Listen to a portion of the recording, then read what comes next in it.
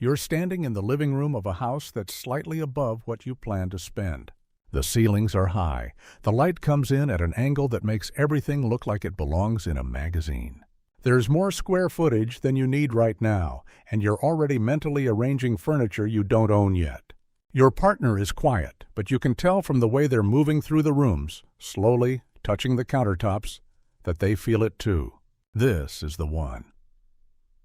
Hello, I'm Lincoln, and there's something about dream homes that almost nobody talks about. Not the payment, not the rate, not even the maintenance. Something quieter than all of that. Something that starts working on your life before the ink is dry and keeps working for years after you move in. Let's start with why the dream home feels so right. It's not just about space.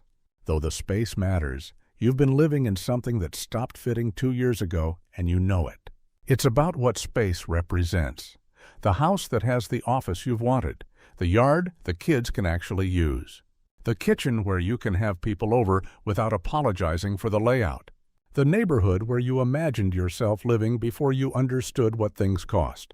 There's something else underneath all of that, and it's worth naming directly. The bigger house feels like an arrival.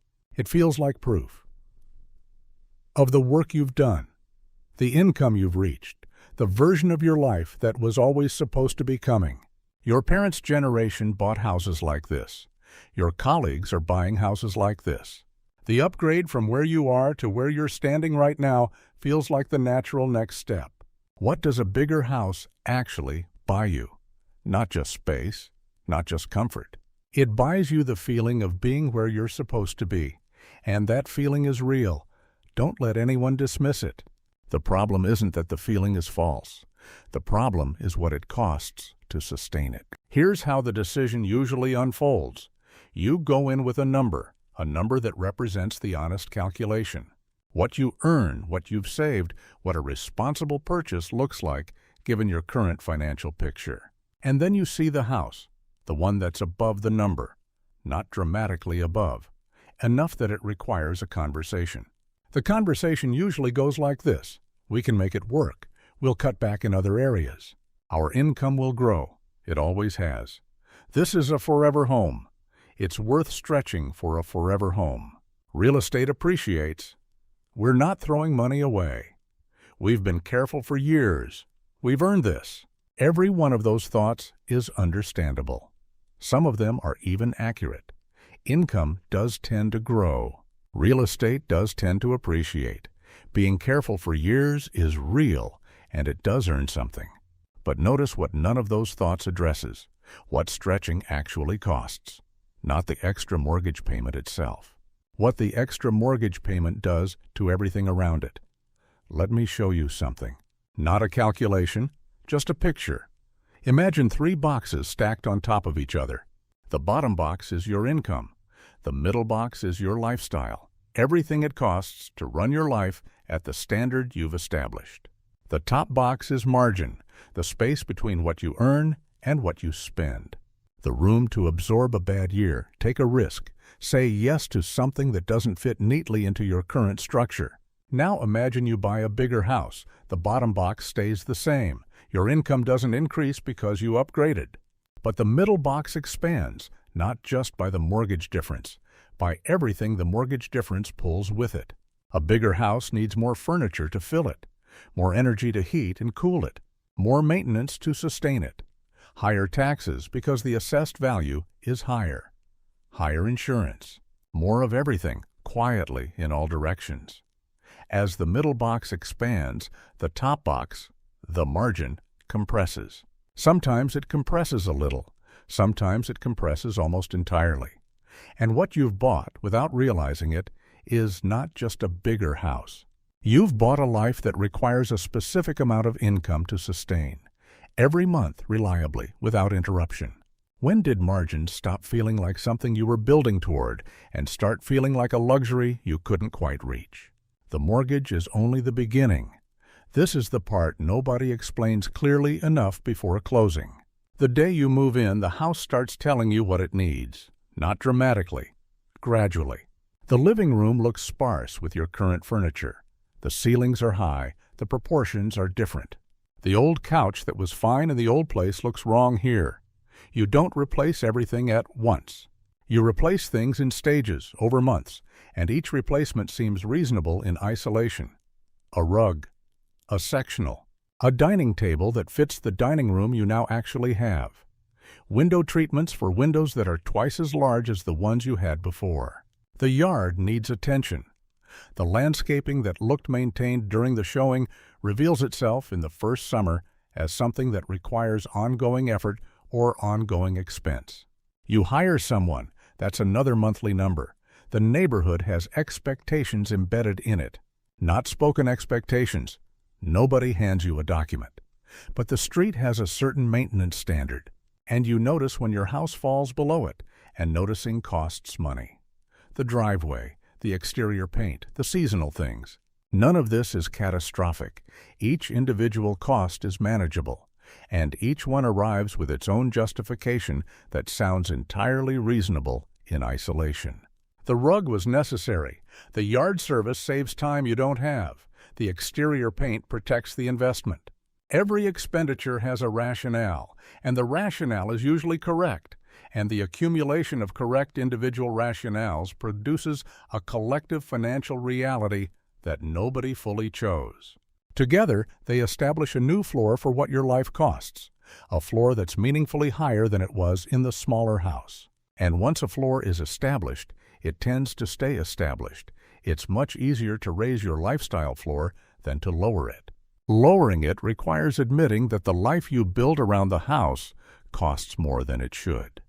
And most people would rather find more income than reduce the life. Here is a story. His name is Brian. He was 37 when he bought it. Good income, solid savings, a responsible financial history. He and his wife had been watching the market for 2 years. And when the house came up, 4 bedrooms, finished basement, the neighborhood they'd wanted, they stretched. Not recklessly, just past the number they'd agreed on. The payment was manageable if everything held. For the first 18 months, everything held. They found the furniture slowly, got the yard under control, settled into the higher cost baseline without drama. Then his company announced a restructuring. His role wasn't eliminated, but it changed. The new version was less interesting, less aligned with where he'd been building professionally, and the compensation trajectory he'd been counting on slowed significantly. In a different financial structure, Brian would have started looking. He would have evaluated the market with a degree of openness, maybe even excitement, about what the disruption might make possible. In this one, he did the math and found there wasn't room. The mortgage, the equity line they'd opened for the kitchen renovation, the second car, the private school tuition they'd committed to for the kids in the school district they'd specifically bought into, the margin that would have allowed him to tolerate 6 months of income uncertainty while he found the right next thing, that margin wasn't there. He stayed. He told himself he was being responsible. He was being responsible. But he was being responsible inside a cage that the house had quietly built around his options, and he'd handed the house the materials without fully understanding what he was building. Now a different story. Her name is Cass. She bought it the same year. She had the same conversation, looked at similar houses, felt the same pull toward the better neighborhood, the higher ceilings, the finished basement that would justify a higher offer. She bought a smaller house. Not as a sacrifice. She didn't experience it as deprivation. She bought it because she understood, in a way that she'd learned the hard way in her 20s, that the most valuable thing she could own wasn't square footage. It was options. And options require margin. And margin requires that the distance between what you earn and what your life costs stays wide enough. That uncertainty doesn't immediately become a crisis. 3 years later, the company she'd joined offered her a lateral move to a different division. Lower visibility, but more interesting work, and a longer runway toward something she actually wanted to build toward. The move required 6 months of lower bonus potential while she proved the role. She took it. The math worked because she'd structured her life so the math could work. A year after that, she and her husband had a year where 2 expensive things happened at once. a health situation, and a car. The year was hard. It wasn't a financial emergency. They absorbed it, adjusted, and kept moving. The house didn't become a threat. It stayed what it was supposed to be, a place they lived, not a structure they had to protect at the cost of everything else. What does it quietly cost you instead? The pattern that emerges between these two stories isn't about financial discipline in the usual sense. Brian wasn't undisciplined. He made reasonable decisions at every step. The problem wasn't the quality of his decision-making. It was the structure inside which the decisions were made, a structure with so little margin that reasonable decisions became the only available decisions. And reasonable decisions, made persistently under constraint, produce a life that's smaller than it should have been. This is the trap, not the payment, the structure. And the structure is established on the day you close. Here is the deeper layer, the one that's hardest to say directly. The dream home is often a status decision that arrives dressed as a financial decision. The financial calculation, the income, the payment, the appreciation potential, is real. But underneath it, running quietly, is another calculation. Who am I supposed to be at this point in my life, and does the house I own match that? Your colleagues have made similar upgrades. The neighborhood you're considering is where people at your professional level tend to live. You've been careful and patient, and you've told yourself for years that the bigger house would come when the time was right. And the time feels right, and the house is there, and everything converges into a decision that feels inevitable. But inevitability is a feeling, not a financial reality. The feeling that the upgrade is earned, deserved, appropriate for where you are. That feeling is being generated by something other than your balance sheet. It's being generated by comparison, by expectation, by the specific, powerful human need to live in a way that matches your internal image of who you've become. You never say this part out loud, but it's there, in the room with you, during the showing, in the conversation where you talk each other into the stretch, in the quiet awareness, months after moving in, that the life you're now living costs more to maintain than you fully accounted for, and that the accounting, if you're honest, was never entirely about the numbers. What the dream home actually buys you, in the long run, depends almost entirely on one variable: what the structure around it does to the range of choices that remain available.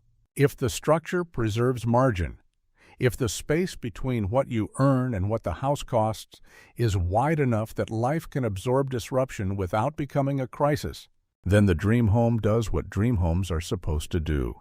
It's a place where the life you built can actually be lived. If the structure eliminates margin, if the payment and everything it pulls behind it consumes the room that was supposed to be for flexibility, risk, adjustment, the unexpected good and bad years, then the house doesn't become a foundation. It becomes a constraint. And the life built around it reflects that constraint in ways that compound slowly and become visible only later when the full cost has already been paid. 1 decade in, the cost of the dream home trap is rarely visible in the house itself. The house is fine, usually worth more than you paid. The equity has built. The neighborhood has held or improved. The financial case for the purchase looks defensible from almost any angle. What's harder to see, what requires honesty with yourself to see, is the shape of the decade that happened around the house. The career risks are not taken. The period of job searching that got compressed into a shorter timeline than it should have been. The years when the margin wasn't there for the kind of financial investment that accumulates differently than real estate. The version of yourself that existed before the upgrade, who was willing to hold uncertainty as the cost of something better. And what happened to that version's choices inside a structure with no room for uncertainty? The house didn't trap you, the way you built around it did. And the way you build around it starts with the number you agree to on the day you close. Before you buy the house that feels like a rival, before you sign for the ceilings and the light and the life you've been picturing, ask yourself one question. Not, can we make it work? Can we make it work and still be the kind of people who can say yes to something unexpected? Because the mortgage will hold.